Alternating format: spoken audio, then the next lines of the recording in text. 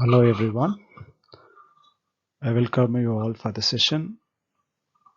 The Thought Fox, written by Ted Hughes, an English poet, the most influential English poet of second half of the 20th century, and he was a poet laureate of England, and he is known as a writer of books for children.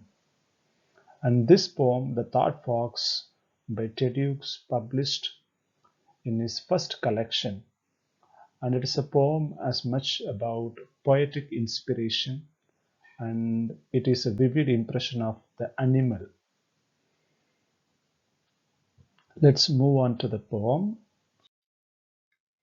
And if you look into Ted Hughes' poetry, he has used a wide range of animal imagery in his poetries. Like these are the animals, starting with the hawk and ending with the bullfrog and so on. This is the title of the poem, The Thought Fox. And this poem appeared in his first collection called The Hawk in the Rain in the year 1957. And these poems in this collection were written and typed by Sylvia Plath. And it can also be considered as a meta poetry because this poem speaks about writing poetry or inspiration for a poet to write poetry. And the tone of the poem is something of loneliness, mystery, pensive, suspense, and anticipation. And it has a circular structure, begins and ends with the same. The poem that begins with one tone and ends with a similar. So there is a circular structure.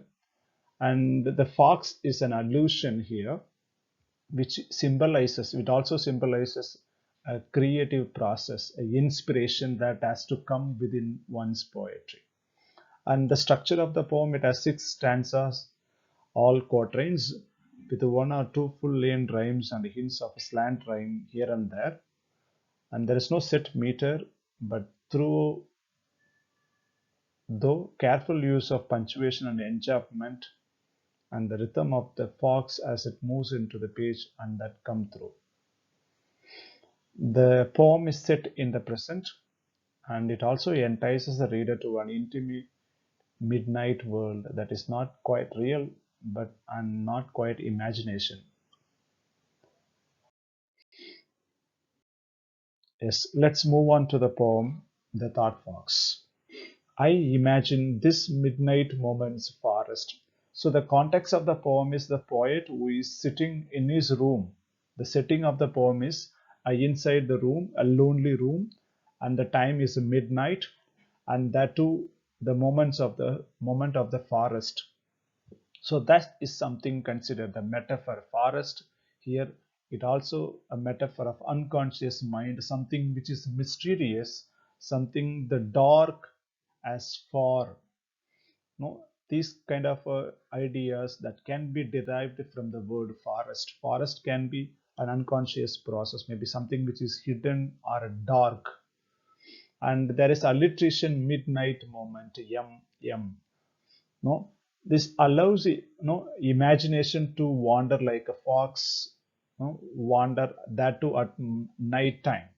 Something else is alive, but he doesn't know. He's not sure about what is that alive, but he says something else, indefinite, something which is indefinite that is alive, and we are not sure. Even the speaker is not sure what is that something is alive.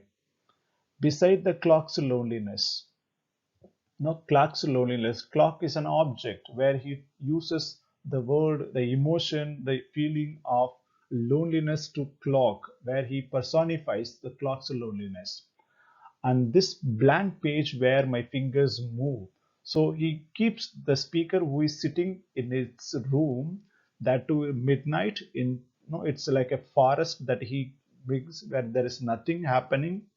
Everything is of dark, no inspiration, and it is of unconscious mind of the speaker and the poet who is about to start writing, which means it is a creative process. The creative process is yet to begin, and a person who is waiting for the inspiration to urge or to move on to start with. So the blank page, it refers to the page where he's waiting for his pen and is ready to. And the clock is loneliness. There is a clock set nearby on the table. And moving on to the second stanza, through the window I see no star. Star refers to, no, it's a guiding principle or a guiding force. No, he sees no inspiration. That's what he says. Through the window, I see no star, which is a dark. Usually during the night, there will be, the sky would be full of stars. But here you find the speaker sees through the window no star, which means no inspiration that has taken place in the mind of the writer or the speaker or the poet.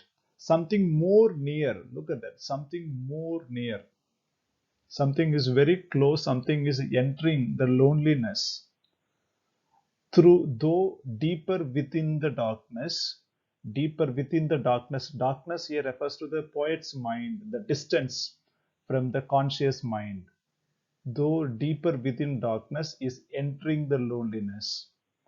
And moving to the third stanza, cold delicately as the dark snow, as simile, as the dark snow. No? A fox's nose touches twig leaf. No, it's a cold, delicately as the dark snow.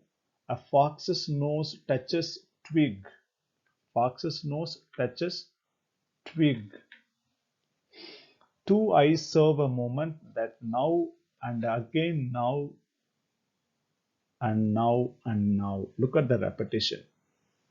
Now, the movement of the fox, where in the third stanza, the speaker talks about the slow movement, cold, delicate movement of the fox. The fox's nose touches the twig. The twig, it also talks about a leaf or the paper. No, nose, it can be the pen, the ink, the tool, the poet, the speaker uses. So the nose is something attributed to attributed to the metaphor of a pen or a ink or the tool the writer is about to use. The twig can be metaphorically considered as the paper, the blank page where he is using, where he is writing, inscribing. The two eyes serve a movement that now again and again, keeps on writing, writing, writing. The process of writing starts. Sets neat prints into the snow between trees and verily a lane.